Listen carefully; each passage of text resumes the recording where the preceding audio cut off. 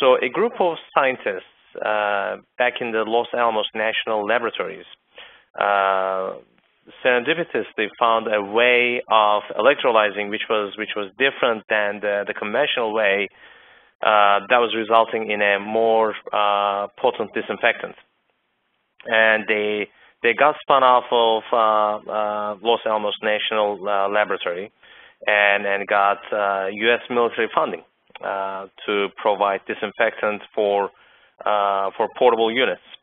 And for the troops that are being deployed overseas, that could actually utilize this chemistry to achieve 3-log reduction of tough-to-kill microorganisms such as cryptosporidium. As a result, the 3-log reduction was in matter of minutes, hours, compared to hypochlorite's number of days. So from that perspective, the efficacy of the disinfectant was proven, and the company actually grew in terms of scale and making this chemistry in bigger and more number of units. On top of that, now the company actually took this new way of electrolysis and now moving into more custom chemical as well, where the company is getting into the area of actually providing unique products by electrolyzing different salts, and that's something that the company has been working. So MIOX is a technology company. The company has more than 27 patents. And the primary goal of the company is actually to reach out to the customers through our distribution partners, so that MIOX can focus on the technology and we continue to reach our customers through our distribution partners. So when we talk about the chemistries of MIOX, the most appropriate ones would be our hypobromite chemistry, which is a blend of, which is the electrolysis of blended sodium bromide as well as sodium chloride salts that result in hypobromite / hypochlorite blended chemistry. The other one is, as you may be familiar with, Mixed Oxidant Solution. And what makes Mixed Oxidant Solution different than in any other chemistries or than hypochlorite is actually the second oxidant that it is generated throughout the process, which is hydrogen peroxide at trace levels. And some of you may say, hey, look, hypochlorite reacts with hydrogen peroxide immediately. It is true unless the pH is really high, and our Mixed Oxidant Solution pH is close to 8-9 pH, and from that perspective, the reaction actually happens in matter of hours. So that's why actually our Mixed Oxidant Solution becomes no different than hypochlorite after 48 hours. And that's why we design our day tanks for 24 to 48 hours, and so that our customers can actually produce fresh oxidant to use at its peak efficacy. And lastly, activated quartz. And if you look at the activated quartz, we're actually still developing them, but we're also now open to the public as we have finished our patent filing. This is quite exciting because the phase one of electrolyzing quartz salt is actually providing a much more effective disinfectant that can actually combine the oxidizing and non-oxidizing benefits, number one. Number two, it actually gives the best of the two compounds of quartz as well as the hypochlorites for for longer residual. And I think as we build on our development, the next phase or the next generation is really tailoring the quads of the specific salts, specific quad salts, that's going to result in a tailored solution, including corrosion inhibition, including anti-scalant properties, so that eventually a bag of salt and electrolysis of a bag of salt can meet all of the needs of cooling tower, cooling loop treatment. And we're still in development, but when we look at our future, when we look at what is coming up next, from that perspective, this is really exciting. So if you get into the cooling tower maintenance, obviously the controlling the microbiological activity in the towers are key, especially controlling the aerosolization of bacteria. We have seen recent news, all over the place in terms of how aerosolization of legionella is creating an issue, and we have been frequently hearing about these issues.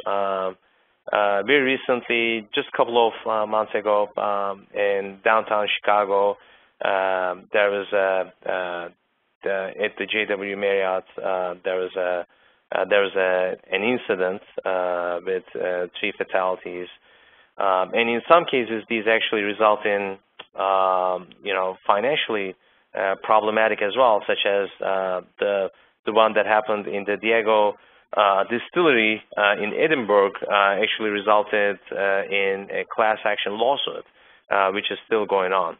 So I think we all recognize the importance of disinfection at the cooling towers, and Mixed Oxidant Solution apparently and obviously has a solution to this problem.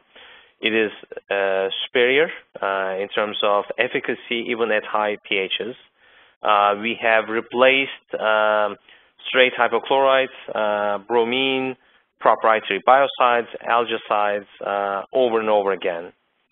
And in terms of the other unique characteristic is that it actually strips biofilm. Mixed oxidant solution is really effective in stripping biofilm thanks to the hydrogen peroxide presence, and from that perspective, it is really key in controlling legionella, which Tom is actually going to talk more about how it can strip biofilm and can better control legionella. And if you compare this to chlorine dioxide, it is very close in terms of stripping biofilm, but on the other hand, much safer compared to chlorine dioxide. And most importantly, when we look at the price, it is at a comparative price to bulk hypochlorite. So when we look at the process train for a cooling tower, as well as the overall cooling loop, the MIOX's mixed oxidant solution can be fed directly into the cooling tower's basin or into the circulation with the other chemicals. One of the benefits that we have been seeing due to mixed oxidant solutions biofilm stripping properties is that we are not only actually seeing the positive results at the cooling tower, but also throughout the cooling loop, including the exchangers, condensers, as well as the chillers. And in this specific example, this represents basically a condenser of a power plant, and Tom is actually going to share with you a case study that we have witnessed. But we have been seeing over and over again that mixed oxidant solution is actually key in stripping biofilm, and we have seen this in stripping biofilm from the condensers, improving the thermal efficiency, and hence improving the efficiency of steam conversion into water, condensing, and removing the bottleneck of condensing, and therefore increasing the plant's production efficiency and output. So especially in hot summer months where the power plants are coming close to their capacity, reaching to their capacity, then this obviously becomes a positive benefit for the cooling towers. The other piece that I would like to highlight here is that mixed oxidant solution can actually be used also for pre-treatment for the makeup water, especially in oxidation of manganese and iron, and which can also be used as a precursor that can be used for the boiler feed water. Now, when we look at the generators, let's put the chemistry aside. When we look at the generators, one of the key aspects and benefits of mixed oxidant or MIOX generators is that it's self-cleaning, and MIOX actually has IP protected in this area, not only due to providing the reverse polarity, but most importantly, having the proper cell coating that actually prevents losing the coating during those reverse cycles. So from that perspective, everything put aside, just due to that self-cleaning aspect, this eliminates the requirement to do acid washing, and this is actually currently available in our smaller units, such as Rio Zuni and Volt. We also have another patented self-adjusting flow control that accommodates wide pressure variations, and we always have the flexibility of accommodating customers' requirements, such as skid-mounted units or containerized units on a mobile trailer. Regarding the mixed oxidant solutions efficacy, we have more than 30 papers published, mostly by academic institutions, comparing mixed oxidant chemistry to straight hypochlorite or other biocides. So from that perspective, we have a lot of materials, and this specific one that you see on the screen is just one of those studies where we compared mixed oxidant solution to hypochlorite and how it was effective on especially legionella. Now, you may say, okay, in terms of efficacy, you're saying mixed oxidant solution is really high, but how does it compare to chlorine dioxide? And we actually did an internal test at our lab in Albuquerque, and we specifically tested cryptosporidium, which is tough to kill, and we actually saw a similar kill rate compared to chlorine dioxide. Now, for some other bugs, the result may be different, or in a solution where chlorine demand may be higher, obviously the results may be different. But what I would like to show here is mixed oxidant solution is definitely more effective than hypochlorite or any other biocides, but when compared to chlorine dioxide, it is quite close. Now, if you look at the safety aspect of MIOX, it is much more safer compared to chlorine dioxide. There are a couple of guidelines in the marketplace, such as OSHA's guideline for lethal dose for chlorine dioxide is only 19 ppm in volume. This is in an enclosed space where there was actually one fatality that happened. The other aspect is the precursor chemicals that are being used. Chlorite is one of them, which is chlorite is explosive. It has a very low flash point. Actually, when it dries, it can catch fire. And the other precursor chemistry is hydrochloric acid, which we know how much hazardous it can be. And finally, the blending of these two chemicals to produce chlorine dioxide is also key, because if the blending is not efficient enough, then there's going to be chloride present in the solution. And most importantly, this might be an issue when you do your blowdowns, because chloride is actually regulated, chloride discharge is regulated by EPA, and therefore you also need to make sure that chloride discharge is captured properly. And again, would like to, leave the question in terms of, would it worth the risk when you have an effective solution for the microorganisms.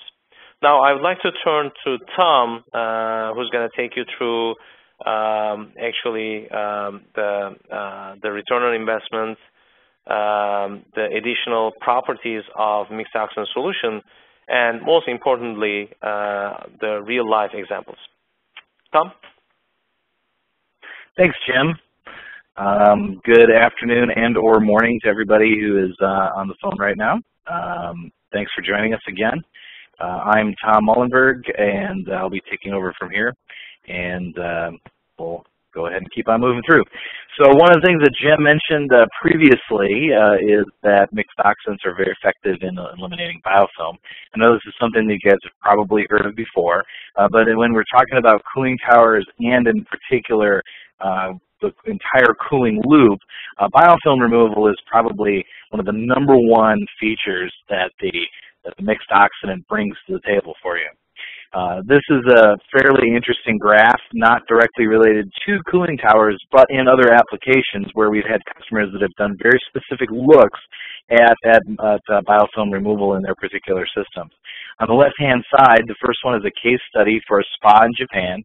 Some of you may have actually seen the video. These are videos, stills, that you can find the full video on our website. And anyway, the photographs show before mixed oxidant was introduced into their spa, and then on the right-hand column shows 22 days after the introduction of MIOX. Now, one of the things that this particular spa had, which was a very bad thing for them, was that they did have cases of legionella, and in fact, the sloughing the legionella and the contamination of some of their customers did actually result in several deaths.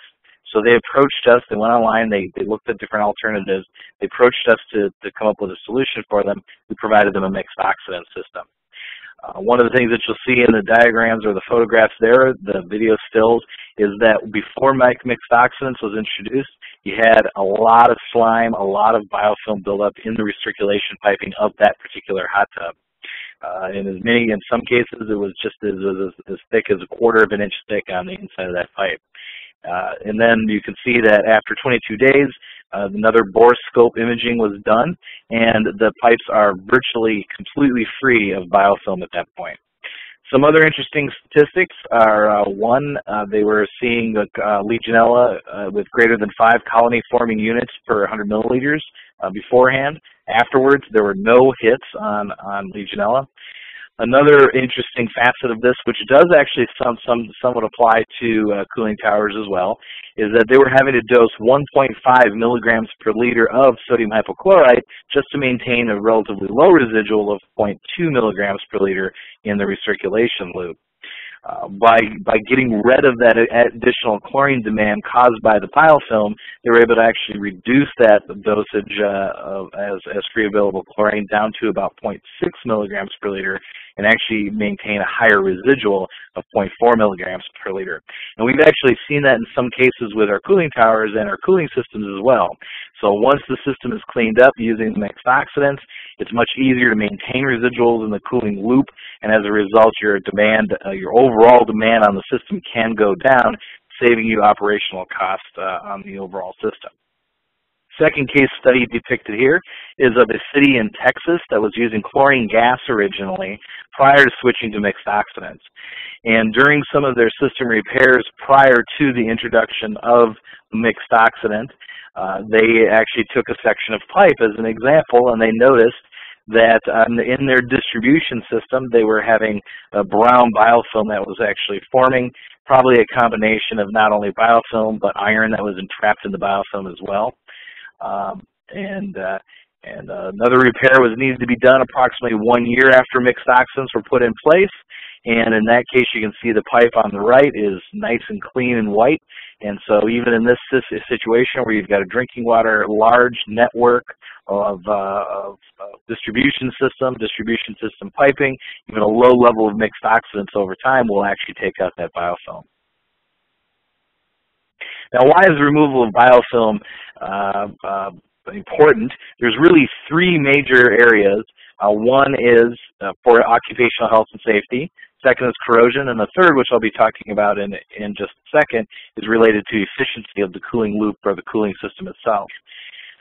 So as most of you are aware, biofilm does form on the inside of pipes. It can form on a lot of other locations too. So when you're looking at a cooling loop, it can form on your fill for your tower, the tower structurals themselves, any baffles or anything like that that may be present, piping, whatever might be present in that cooling tower. Pretty much anywhere that water will flow or water will pass over the surface, biofilm can form.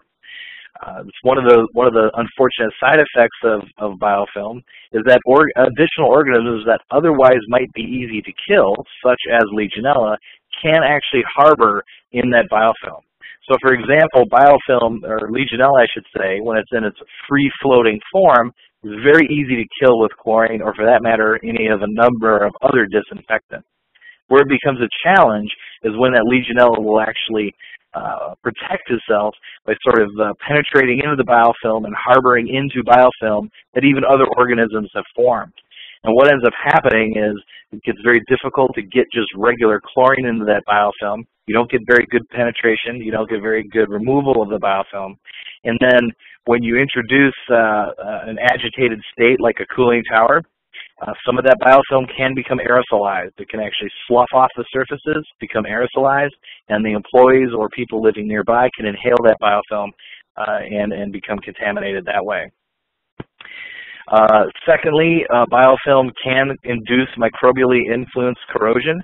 So the biofilm itself, usually there's a number of different mechanisms that can occur, but the side effect of the bacterial action in the biofilm can cause pit corrosion of various materials, including what are classically considered high corrosion resistant materials such as 316 stainless steel, which is the photo on the right. It actually shows you an image of that pit corrosion that can actually occur.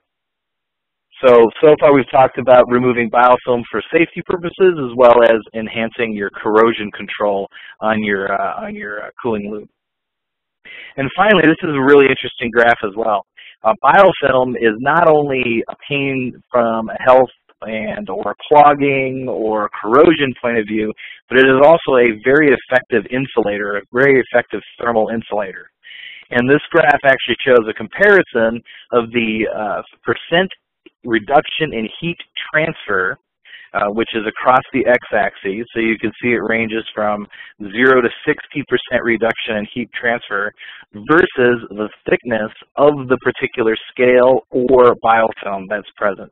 And that's the y-axis, which ranges from 0 to 6 millimeters in thickness. And probably a couple of the interesting lines to point out here is second down from the top, you have the sort of orangish, yellowish line, which is calcium carbonate, which is a very common scale that you can have in cooling systems, as compared to the biofilm line, which is down the blue line at the bottom. And you can see that what these two lines will show you is that 1 millimeter of biofilm actually has the same heat reduction efficiency as, or I should say, same reduction in heat efficiency, transfer efficiency, as 4 millimeters of calcium carbonate. So a very small amount of biofilm is equivalent to a very large amount of calcium carbonate fouling. So a huge impact of this is that if you have certain applications, let's say, in fact, one of the case studies I'll be going through in a second is a power plant, where they were actually able to increase the heat transfer efficiency of their condenser so much that they're actually able to produce more electricity through the plant. A question that we get quite often is mixed oxidant solution chemistry more corrosive than hypochlorite, or for that matter, any one of a number of other oxidant-based chemistries that you might be using? The short answer to that question is no. There are a large number of studies that we have available for you comparing a very wide variety of materials. In this particular case, this just shows you kind of a snapshot of the results of one of those studies comparing lead and copper corrosion when comparing 0.2 milligram dose and 1.2 milligram per liter dose of both mixed oxidant solution and sodium hypochlorite. And you can see in each one of these test ranges that the mixed oxidants were either the same or just slightly lower to significantly lower than sodium hypochlorite.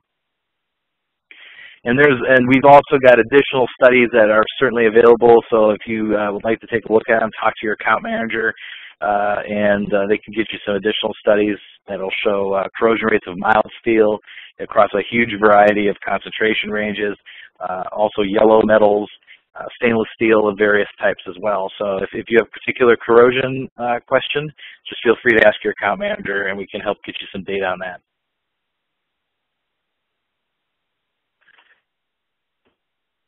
Now, all of that other stuff is really great, but of course, one of the huge questions that customers always have is, well, what's it going to cost me? I mean, are you going to be able to pay the system off? Obviously, you are either purchasing or leasing a capital piece of equipment and replacing delivered chemicals. And the short answer is, in a great many cases, in the vast majority of cases, you'll see very attractive return on investments with this equipment. And there's a couple of reasons for this. First of all, the mixed oxidant chemistry is inherently cost-effective against hypochlorite, but as Jim kind of referred to earlier in a couple cases, not only does mixed oxidant chemistry replace just hypochlorite, but is also extraordinarily effective in replacing multiple chemical regimes in cooling towers. It is just as effective as let's say, hypochlorite bromide combination, which you would normally be using in a cooling tower, or you might be cycling up to higher pH. So the mixed oxidant chemistry works just as well as sodium hypochlorite and bromide, sodium bromide in combination with each other, and that includes proprietary blends such as Nalico products, such as Stabrex ST70 and things like that, as well as even further blends. So we've actually, on a number of towers, replaced hypochlorite, sodium bromide, and even additional on top of those two chemistries, such as proprietary algaecides or isothiazoline. And so by replacing those multiple chemistries as one system, you can see some really, really compelling ROIs, just from the chemical replacement point of view. It's actually quite common for us to see return on investments of less than 2 years. And in this case, you can see this graph. This is actually from a real-life example of what would be approximately 50,000-ton tower of the types of savings that you'd see over time in the break-even point. But if you are replacing those multiple chemistries, it's entirely realistic to think that after a 15-year, 16-year lifetime on the system, or just an analysis time, that you can be saving literally millions of dollars at that plant. Here's just another slightly different way of looking at it, I like this example for a couple of reasons. This is, again, another real-life example for one of our customers. This happens to be a power plant that we're looking at a system for one of our customers. And you can see that their current spend for a 90,000-ton tower, approximately 4 cycles, is about $164,000 a year on hypochlorite and $55,000 a year on sodium bromide. As I'm sure you are all aware, with the mixed oxidant system or with any MIOX system, you have two components of operating costs. One is the salt consumption, the other is the electricity consumption. And in this case, the difference between those two is about $173,000 a year. And you can imagine, given a 300-pound per day system or so, which would be one of our Rio type systems, you can very, very quickly pay off the capital equipment and the installation, saving $173,000 a year. Another thing I like to point out on this one is because it is a power plant, you'll notice that the electrical cost is actually quite a bit lower than you might otherwise see in other analyses. And that's a really important thing when you're talking to some of your customers or some of your partners out there that might be operating a power plant. You'll oftentimes see that they don't account for power the same way that an average consumer might. So instead of paying 7 cents a kilowatt hour, for example, just off the grid, they actually account for it in their wholesale pricing into the grid. And so in many cases I've seen either power plants zero out the electrical cost or use something like 2.5 or 3 cents a kilowatt hour, which again, if you're comparing for a cooling system for a large user like that, like a large power plant, that can actually save a lot of money on your operating costs and even make the analysis more compelling. So getting into some of these examples, and the first two that I have do happen to be power plants. They're nice projects because they tend to be fairly dramatic. They tend to you tend to see they tend to be large chemical users. As you can imagine, a cooling loop and a power plant is incredibly important to keep online all the time and to keep as efficient as possible. And so they really offer us, in a lot of cases, some of the most dramatic and compelling examples of cooling tower and cooling loop performance and improvement. So this is the first example I'd like to show is it's a plant in Puerto Rico called the PREPA plant. We have a number of cooling towers at power facilities and other facilities in Puerto Rico, but this is one of the most interesting case studies that we've done, and one of the most documented case studies that we've done as well. There's actually some papers that have been published that if you would like to see, if you haven't seen it already, you can ask your account manager or go to our website and you can get a nice articles that have been published in magazines on this particular project. But anyway, if you look at the photographs, which I always like the photographs because those are they're very easy to look at. You can see before, you can see after. They really speak volumes. As they say, a picture's worth 1,000 words. But in this case, you can see on the left-hand side, the baffles and some of the mist screens and things like that on the cooling tower are coated with algae, biofilm. On the right-hand side, you can see they look practically brand new. All the structurals are clean, those baffles are clean, just after making the switch over to the mixed oxidant. Secondly, you can see the tube sheet on their condenser. And on the lower right-hand side of the left set of drawings, you can see it's all crudted up with a bunch of biofilm and then trapped solids and trapped hardness particulate. And on the right-hand side, you can see that it is completely clean. So just pictorially, this is an incredibly compelling comparison. The chemistry that we did replace at this site was a Nalco Stabrex combination. So that's a combined, they call it stabilized bromine, but really it's a combination of bleach, sodium bromide, and then they adjust the pH up to stabilize the chemical in the container. And one of the most interesting things about this particular plant is that it is a true base load plant on the island of Puerto Rico. So Puerto Rico has a number of different power plants on the island, and some are powered by coal, some are fueled by coal, some are fueled by gas, some are fueled by fuel oil. And so the absolute cheapest power for them to generate into the grid, and all these plants are feeding into the same grid for the island, is the coal-fired plants. So there's a huge incentive. The cost to operate these coal-fired plants is something in the neighborhood of about 50 to 30% of what it costs to operate the other plants. So there's a huge incentive to keep these plants running at absolute peak performance. And because of this condenser on this plant was significantly fouled and they had a difficult time keeping the biofilm and the scale off of the system, they could only produce so much electricity. The condenser effectively chokes the steam coming off of the generators, and they can't run the generators as hard as the plant is actually designed to do. After introducing mixed oxidants to the system and cleaning up that condenser tube, they were actually able to have a 9% increase in the power generated at the entire facility, which equals approximately a $30 million payback in power. Additional power that they could sell into the grid, which, as you can imagine, even though the chemicals would have paid for this by themselves, a $30 million bonus on additional generated capacity pushed the ROI on this down to less than 2 months. Just to show you the graph that they use to actually track this information, this is actually taken from the case study that was published in one of the magazines. This graph depicts two things on the single graph. The red line is the load that the plant was actually able to produce at any given time, and that correlates to the right y-axis. And you can see that it started off at a little less than 180 megawatts, and at the end of this particular graph, which represents 1 month of operating time with mixed oxidants, they were able to move that up to 200 megawatt capacity.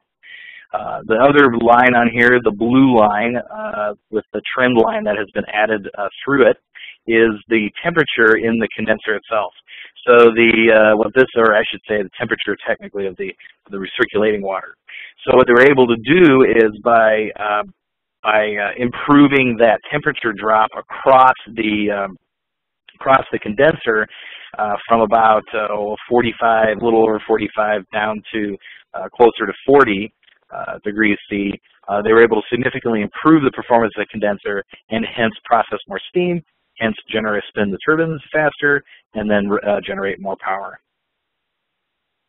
So this is probably one of our most exciting ones. It's just a very fascinating case study that is a really fun one to talk about. Another power plant, NIPSCO, is in northern Indiana. Well, I should say NIPSCO stands for Northern Indiana Public Service Company. This particular plant is in Wheatfield, Indiana, and they have 4 towers, each approximately 90,000 tons. So it's very large towers. Each tower actually cools for a 400 megawatt portion of the plant. So it's a total of a 1,600 megawatt facility. So a very large facility.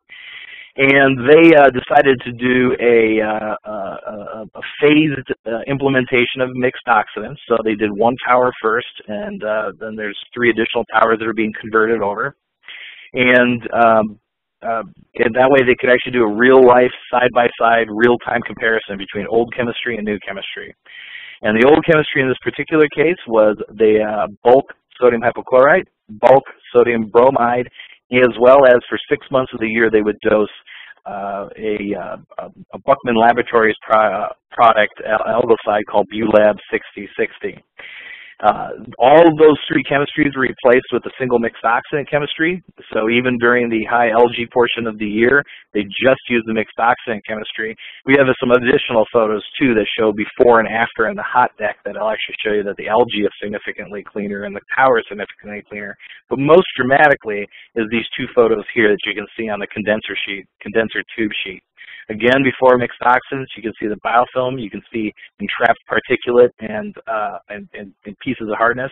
And then after mixed oxidant, you can see that the sheet looks practically brand new. Now, one thing I wish that we had done on this one is go back and look at that increased efficiency on the plant, but unfortunately we didn't think about it at the time. They were focused exclusively on just cleaning the things up and reducing their costs. But they're saving approximately $160,000 a year on chemistry for the this is just the chemistry for each tower, so it's a total for the entire plant of about $640,000 per year.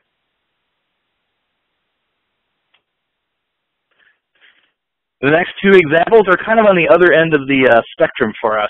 They're what I would consider to be sort of medium to small size towers. And I like to use these examples for a couple of reasons. One is Thermal Chicago is one of our longest customers, actually. They have been operating the system for years and years. So if anybody wants to speak to a customer that has a long time experience with the chemistry, they're a great customer to talk to.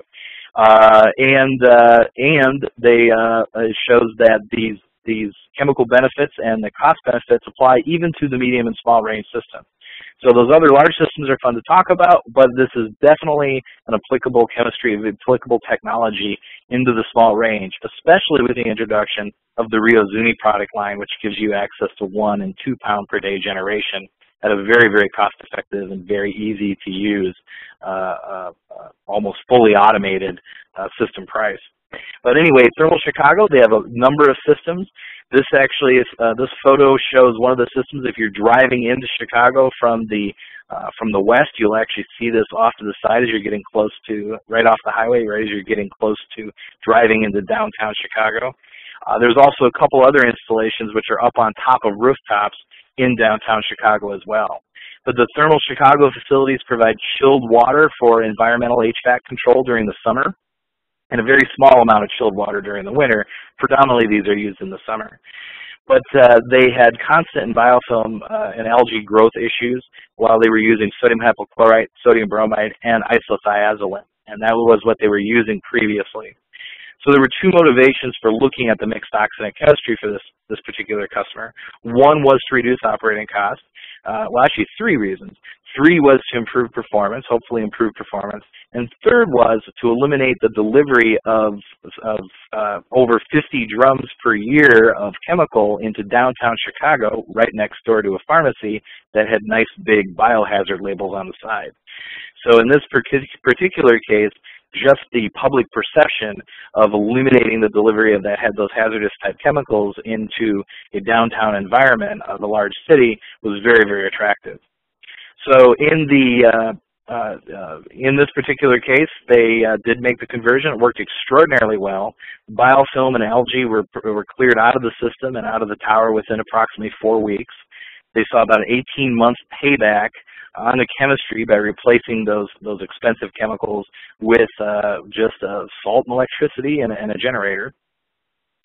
They saw no degradation of the scale or corrosion inhibitors. That was a big question that they had, was would this chemistry react with polymers or azoles or phosphonates or other things that were used in the tower chemistry, and they have seen no degradation of the additional scale or corrosion inhibitors. In addition, they took a look to see if there was any increase in corrosion, and in reality, they thought there was a reduction in the corrosion rate on both steel corrosion and yellow metal corrosion. So the moral of the story is that excellent microbial control, even at elevated pH, disposed of a lot of unattractive-looking drums. They actually only take 1 delivery of salt per year at this plant, or at each one of their locations. It's a really nice success story. This plant's been, I think the earliest one of the Chicago thermal plants has been running now, I believe, in excess of 5 years. It's actually been quite a long period of time now.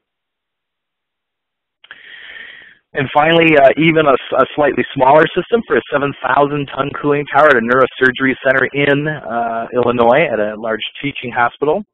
This is another nice installation for us, again on the small end of the spectrum. As we talked about earlier, legionella in certain applications is a particularly sensitive issue, and it is a particularly sensitive issue when you're looking at something like a hospital, where you have a clientele that is potentially compromised, may have other issues related to that, and as a result, it becomes very, very important to eliminate virtually any potential for legionella, even as something kind of unusual like a cooling tower sitting up on top of a building. So that might not be necessarily a person's first thought as a contamination point, but these guys did think that far ahead and looked at treating it and improving the performance. So the photos, again, you can kind of see the greenish film and algae in the tower prior to it, and you can see that the water looks much clearer, and you can see the bottom of the basin much clearer after the MIOX. One of the things that they've commented on is it's visibly clear, and the slime and green algae has been eliminated, and they've had no positive legionella counts since the MIOX installation in July of 2011. So this one's been running a little over a year. They've had great success with it.